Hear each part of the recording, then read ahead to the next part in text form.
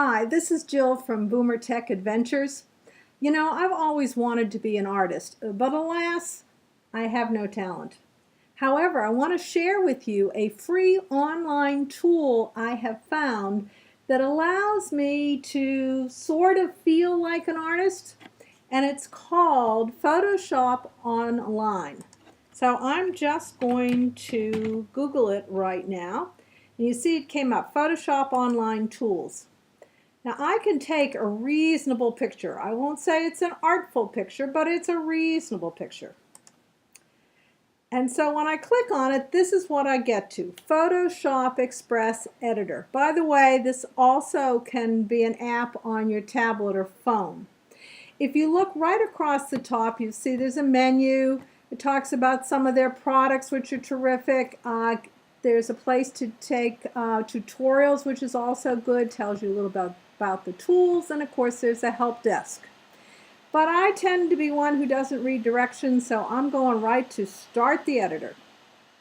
And my first direction is upload a photo. So I'm going to click on it. Loading, loading, loading. And I get this little message telling me that what format my image has to be in. And it's a JPEG, and most images that you take with our digital cameras are JPEG, so no problem. So I'm going right to upload. And what it's going to do is take me to my own personal computer, and it is going to let me navigate through my files till I can find an image I want. So I have a folder just for images for Boomer Tech. And so you can see I already have it open, and I really like this brownie sundae. It's a hot day today, and ice cream sounds really good. So I'm going to click on open, and there it is. Now, over here, if you follow my cursor to the left, you see there are all sorts of options. Now, I don't have time to show you all. I don't think you want to sit here for 30 minutes, but I just want to show you a couple, so you can get in and play and try your own hand at online editing. So I don't need to crop it, so I'm going to go to resize because I find this kind of interesting. If you notice here over on the left-hand side, there's a small version of the image, and then there is a box that you can manipulate, and it focuses on particular parts of the whole image. So, for example, if I want to concentrate just on the whipped cream and the cherry and the ice cream, I would have the box up there, and that's what I would get. Now notice up here at the top it says I can resize, and look at the options. I can resize for profile. So if I wanted to make this my Facebook profile, this is the button I would click on, and you can see it makes it smaller. And if you look over here to the right, you've got height and width. Now those are not inches or centimeters, those are pixels. And for a profile picture, this evidently is the optimal size. But then there's also the choice if you are creating something that you want people to be able to see on mobiles. You can click there, email, or a website.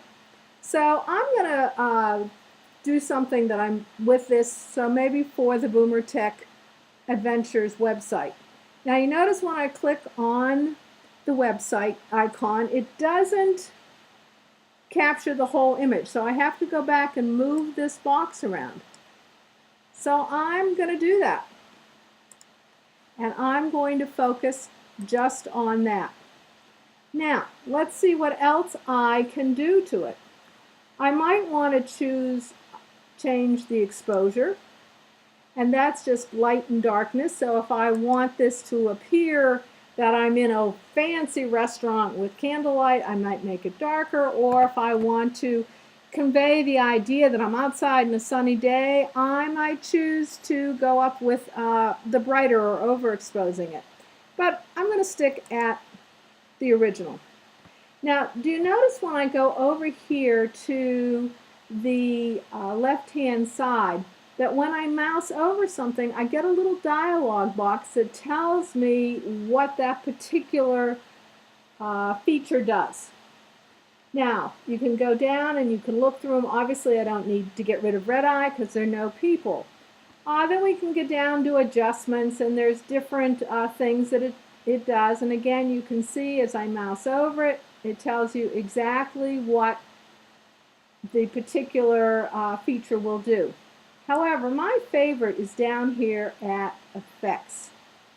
So there's Crystallize, and that makes your picture look like it's being seen through a crystal, or Pixelate, give your picture the digital age look. Let's do that and see what my options are. So once again, look up here at the top. Here's my original, but if I want to make it look more 21st century, I don't know, that doesn't appeal to my artistic temperament. So I'm going to go back to Crystallize and see what I get, what my options are there. Oh, now, this is kind of interesting. So again, I'm going, there's my original, working.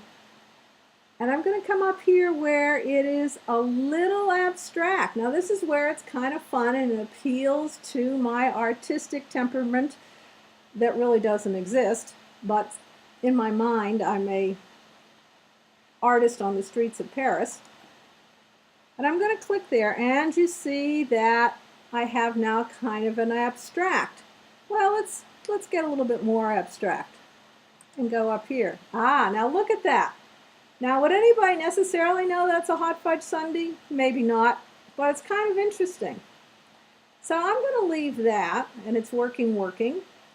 It's creating it. And it says I can have some hues. So let's look at, look at this.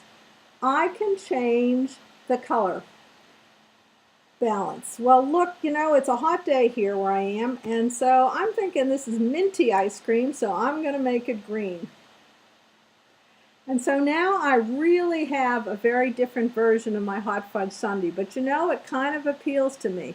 So I'm going to be finished, and I'm simply going to come down, letting it work. It's done. I'm going to hit done, and you notice it says save edits. Now what's good about this is that my original image is not changed. That's still back on my computer. So when I save this to my computer, I can name it. And I'm going to call this Sunday, get out, come on.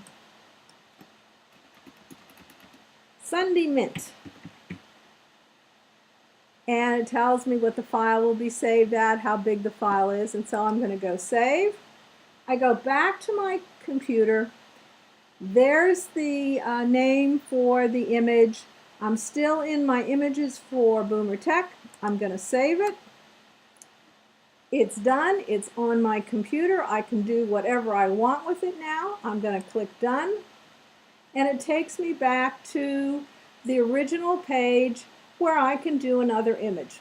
So I encourage you to play around with this free online tool, Photoshop Express Editor, or you can just Google Photoshop Online Tools. Have fun!